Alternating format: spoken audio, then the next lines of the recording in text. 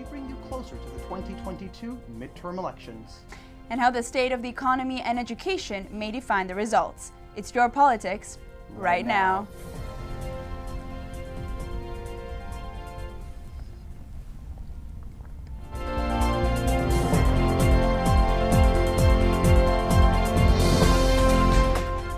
Good evening and welcome to this week's Politicat, Road to the Midterms. I'm Diego Ramos-Bachara. And I'm Elena Jalca. We start tonight with the economy. A new NBC News poll finds that only 16% of voters across the political spectrum believe the economy is either excellent or good, while a whopping 49% say it's poor. More alarming for Democrats is that yet another poll released this weekend by ABC News found that 36% of voters trust Republicans more on issues like the economy and gas prices. This is 12 and 14% higher than the percentage of people who trust Democrats on those issues. Now, the findings underscore the uphill battle for the president's party to rally enthusiasm as rising inflation and gas prices continue to steer voters away from the Democrats. But it's not as if the Democrats are blinded by what's happening. When asked about their messaging on the state of the economy and inflation, House Speaker Nancy Pelosi said in an interview with Punchbowl News that Democrats would have to, quote, message it better in the next 3 weeks ahead. And going on the offensive, President Biden said this about Republicans' plan to deal with the economy if they were to be elected in a press conference last Friday. Let's take a listen. We know what the Republican Congress will do if they regain power. They're telling us, they're being straight up about it. They're going to repeal lower prescription drug prices I just signed into law and raise drug prices. They're going to cut Social Security and Medicare. They'll pass massive tax cuts for the wealthy, make them permanent. Everything they proposed and are proposing will make inflation worse. Everything they're proposing will make inflation worse. We're joined now by Politicat's Lena Peterson and Shravya Pant. So Lena, we'll start with you. We know that there are many issues on voters' minds for this upcoming election, this midterm election. But how important is the economy and specifically inflation to voters? Yeah, so as you mentioned, Diego, Americans are expressing deep pessimism about rising inflation and the state of the economy in the weeks leading up to the election.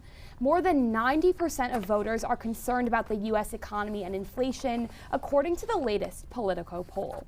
This is a decisively bad sign for Democrats in the final weeks before the 2022 midterms, with economic anxiety at a high.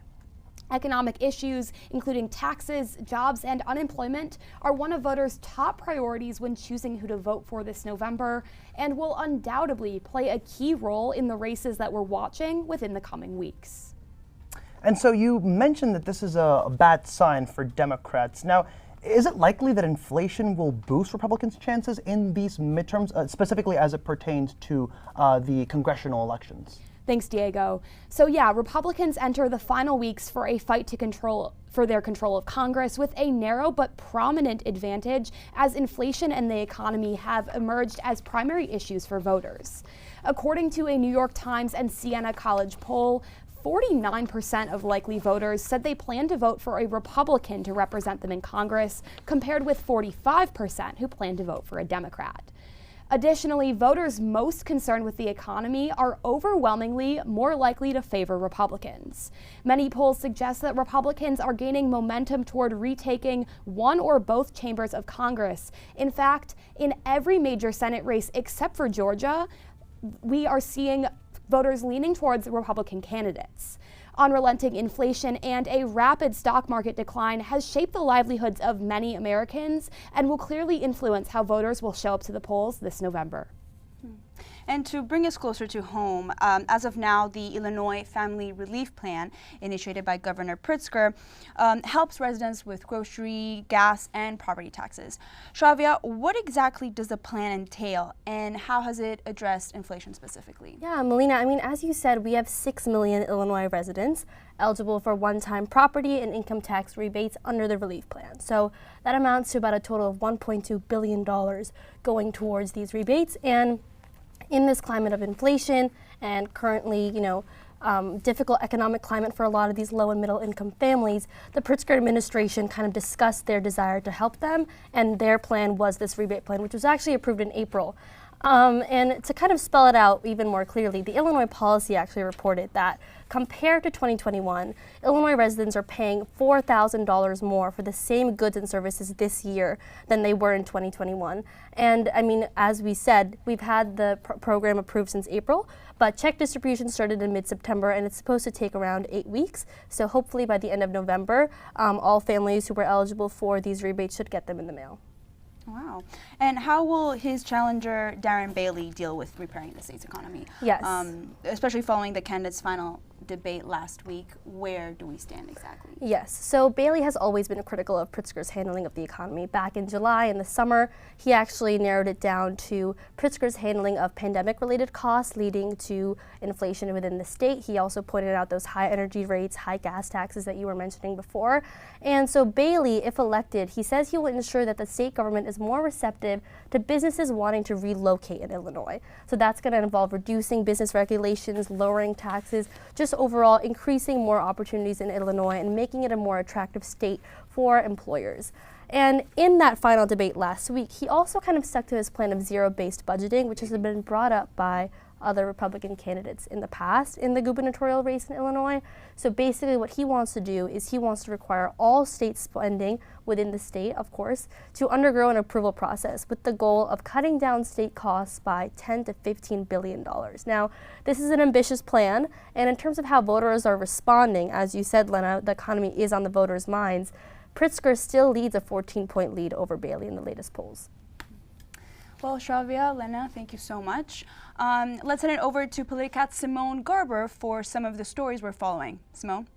Thanks, Melina and Diego. Now, just 2 weeks away from the midterms, an ex-president, debt suspension, and the U.S. budget deficit are all in the news. Here are your top political headlines for this week. After a unanimous vote was reached, the January 6th Select Committee subpoenaed former President Donald J. Trump Friday. Over the course of these hearings, the evidence has proven that there was a multi-part plan led by former President Donald Trump to overturn the 2020 election. According to the subpoena, Trump has until November 4th to produce documents and until November 14th to prepare for his deposition. It may prove challenging to obtain the testimony. More than 24 witnesses have already sued to block the Select Committee's efforts. This action marks only the second time in modern U.S. history that a president has been subpoenaed before Congress. Last month, the Biden administration announced a loan forgiveness plan that would forgive up to $10,000 in student debt for borrowers earning less than $125,000 a year. Our student loan plan lowers costs for Americans as they recover from the pandemic to give everybody a little more breathing room. A federal appeals court issued an order Friday that delays the Biden administration from enacting the plan into law. Under the order, the administration is prohibited from, quote, discharging any student loan debt, unquote, until the court reviews an opposing proposal by Republicans. This order comes as a major win for Republicans, who are saying that a loan forgiveness plan of this scale is unconstitutional. The U.S. budget deficit was cut in half for the 2022 fiscal year, marking the biggest drop in history.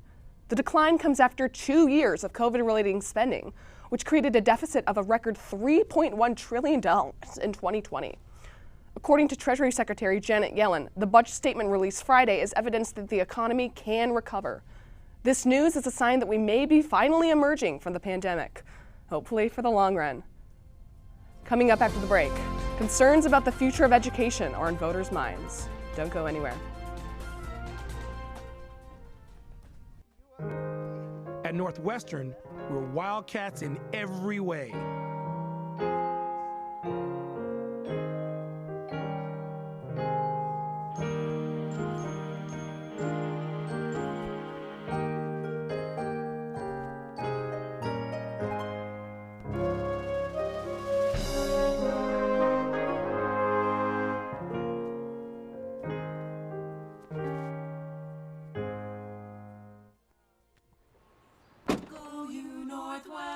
Northwestern break right through that. With our colors flying, we will cheer you all to go. Go you Northwestern, fight for sweet victories, for the fame of our fair name, and go Northwestern, win that game. At Northwestern University, we are pioneering innovation and achieving excellence across every imaginable discipline.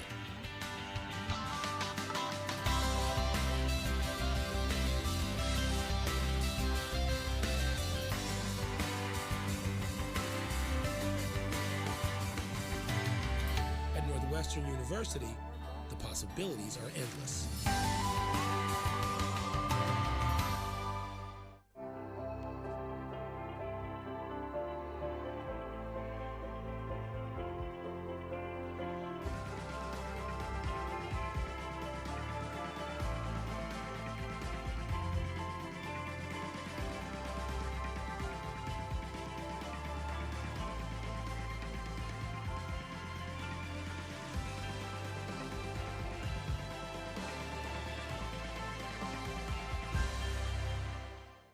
Welcome back. I'm Gabrielle Coriati. And I'm Jenny Hutt. We continue tonight's road to the midterms with the topic of education, another issue that could sway voters.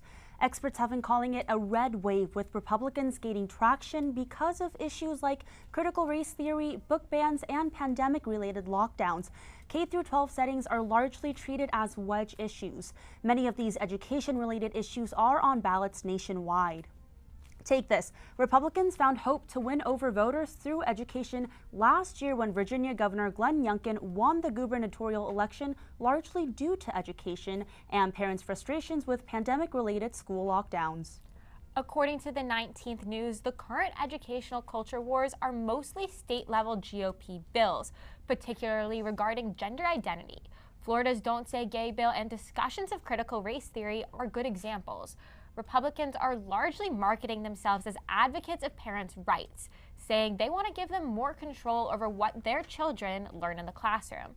As Senate Minority Leader Mitch McConnell recently said, quote, Republicans at the local, state, and federal level are standing with the parents. But the Democratic Party says this is leading to censorship of minority voices. Some key states to watch are Virginia, Texas, Florida, Arizona, and our own state of Illinois as discussions over education rage on. We now have with us Politicat's Liz Caslow and Caitlin Bender-Thomas.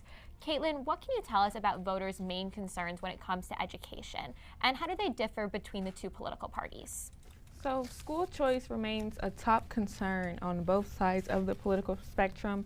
Republicans are advocating for scholarships and vouchers for private schools, while Democrats argue that public school funds should remain in public schools. Parents' rights and teacher issues have also come in. Republicans want to protect parents' rights in schools and believe they should have a say in what their children are learning in schools and what books they're reading. Democrats, however, are more concerned with teachers' rights and improving the pipeline, addressing shortages, and raising pay. Critical race theory is another one that has become an important and controversial issue. Democrats and Republicans have differing views on that. A survey found that 87% of Republican and 51% of Democrats have at least some concern about what beliefs schools are teaching students. And many Republicans want to prevent critical race theory and LGBTQ+ curriculum from being taught in schools because they believe it leads to political indoctrination of students. And what are some key races across the country, and how could they affect the future of education? For sure. So Arizona has a contentious state superintendent race between Republican Tom Horn and Democrat Kathy Hoffman. Horn said he would fight critical race theory because he believes it propagandizes students with a false history.